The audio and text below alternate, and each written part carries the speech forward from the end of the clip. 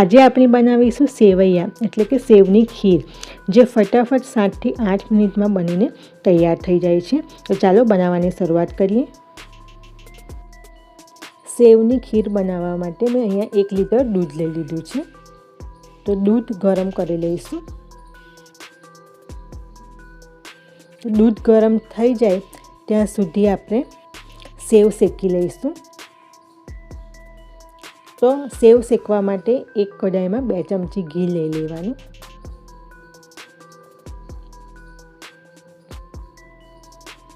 અને અહીંયા મેં આ રીતની ઝીણી સેવ લઈ લીધી છે, અડધું પેકેટ એટલે કે વજનમાં 50 ગ્રામ સેવ લઈ લેવાની। તો સેવ શેકી લઈશું।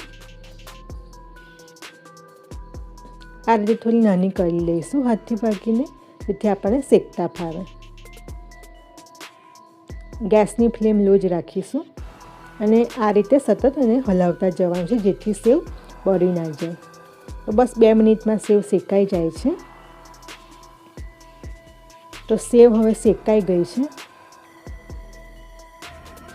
તો દૂધ ગરમ થઈ ગયું છે, તેમાં શેકેલી સેવ આપણે ઉમેરી દઈશું।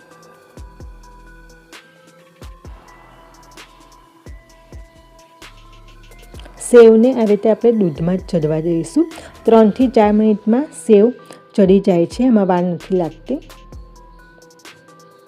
તો સેવ ચડી ગઈ છે, સરસ સોફ્ટ થઈ ગઈ છે।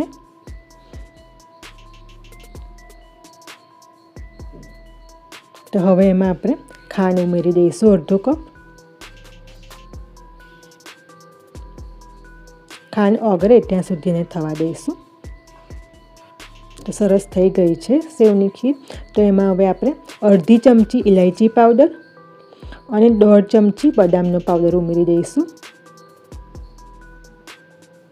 ગેસ બંધ કરી દઈશું। તો બસ તૈયાર છે સેવની ખીર। તો આ ખીરને આપણે એક બાઉલમાં સર્વ કરીએ। આ ખીર તમે ગરમ પણ ખાઈ શકો છો અને એને ફ્રીજમાં મૂક્યા પછી ઠંડી ખીર પણ ખૂબ જ સરસ લાગે છે। તો ખૂબ જ ઓછી મિનિટોમાં તૈયાર થતી એક સ્વીટ ડિશ છે। ચોક્કસથી ટ્રાય કરજો, જે ખાવામાં ખૂબ જ સરસ લાગે છે।